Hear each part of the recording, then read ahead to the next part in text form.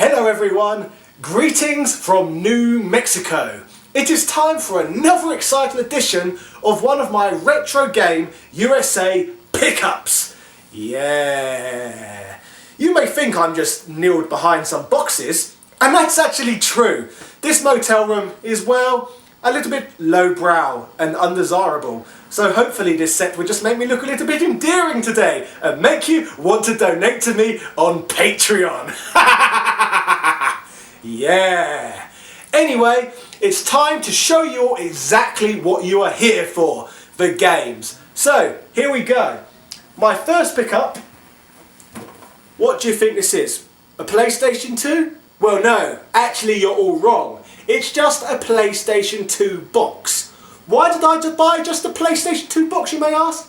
Well, because when I was here, I was in Florida on holiday back in December, and I actually purchased a silver slimline PS2 so I could play NTSC games in Europe. So luckily I've managed to find a box to go with it now. I've actually got a little bit of an amusing anecdote behind my PS2 purchase over here. When I went to Florida, I was looking for a PS2 for ages. I was going from store to store, going around flea markets, and for some bloody reason, every scalping bastard out there wanted like $50, $60 for a bloody PlayStation 2. It's the highest selling bloody console of all time! And it only came out like 10 years ago and they've only just stopped bloody making them. So how can you try and command that sort of figure for them? Absolutely outrageous. In England, if I want to get a second-hand PS2, it's between about £10 and £20.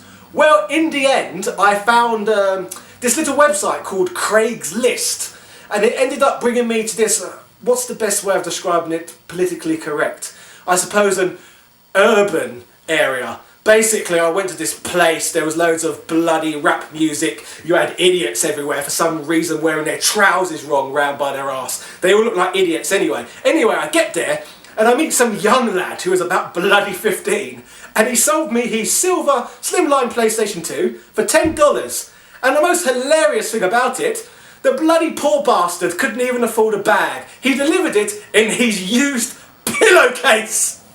What? That's absolutely ridiculous, you have to admit. Anyway, so I have the box to go with the young lad who delivered me the PlayStation 2 in the pillowcase. So now I have it complete. Anyway, now to show you the rest of the stuff I have. Right, we'll start off today with PlayStation 2, since I just showed you a PlayStation 2.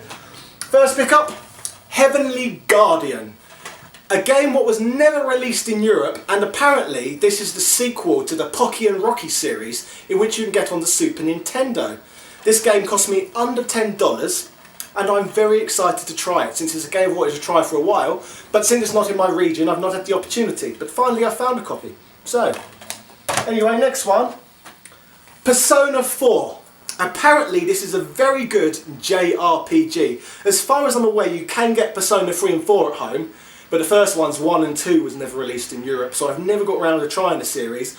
But I assume the Persona 4 NTSC version is probably worth less than a European copy, because everything made in Europe is worth a lot more for some reason.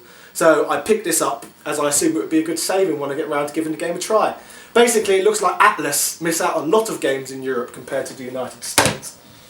Another one, again, it's what I mainly go for. Another game never released in Europe is Dawn of Mana for the PlayStation 2. From what I've read about it, apparently this one's not that great, but I do love Secret of Mana and the Japanese sequel as well, which I've got a reproduction cartridge of so I can play it in bloody English. This is another game from the series, so I bought that to go in the set.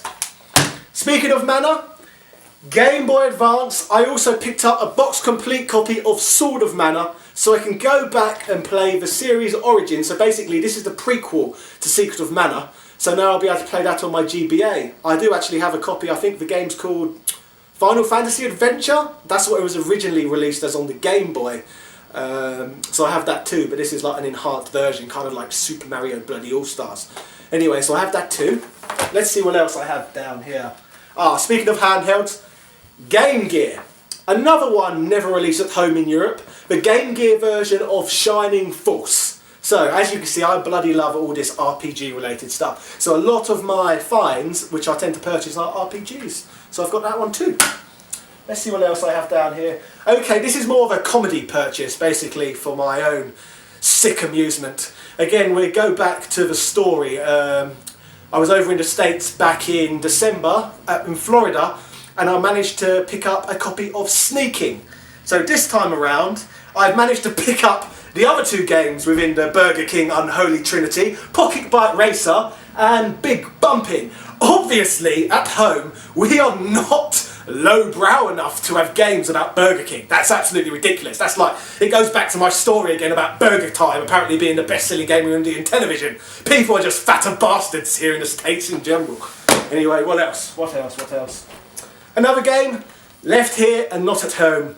Mega Man Legacy Collection. I picked up the 3DS version earlier on in this trip, and now I have the PlayStation 4 version, so I can play the collection on a home console and play Mega Man for the first time with bloody achievements. That could be amusing, and it could bring some new elements into the gameplay. Okay, in my last pickup video I talked about a Virtual Boy in which I purchased.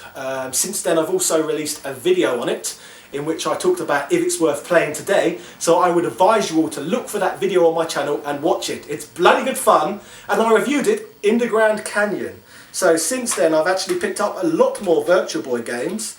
At the time I only had Mario Tennis, but now I've got another bloody 7 of them. So let's see what I've got here. Okay, Vertical Force, Galactic Pinball, Tenero Boxer, which is kind of like a Punch-Out style game, which is apparently one of the best games on the system. So I can't wait to dig into this one. And I've even got some box Virtual Boy games. I've got the golf game here, which is the Japanese version. And again, I've got the baseball game as well, which is also boxed. And I've got Red Alarm, which is a Star Fox S game. And last but not least, my favourite Virtual Boy game find, and the one I'm looking forward to playing the most, bloody Virtual Wario Land. Obviously, I'd like to review quite a few of these games on my channel, particularly the Virtual Boy games, so I would like you to all stay tuned. Thank you for watching today's video. If you've enjoyed what you've seen today, I do a lot more than bloody this. I've got bloody reviews, like historical perspectives, all sorts on my channel. So I advise, if you're new, subscribe.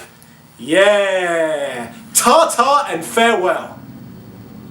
Oh, I just remembered. I got a copy of Bomberman for the NES as well. Apparently his name is Eli. Anyway, how can I go to America without getting a copy of Bomberman? After all, it's the only bloody country in the world that has decided to atomic bomb others. So, it has to be done, really. Anyway, click one of these annotations to see one of my other videos. Cheerio!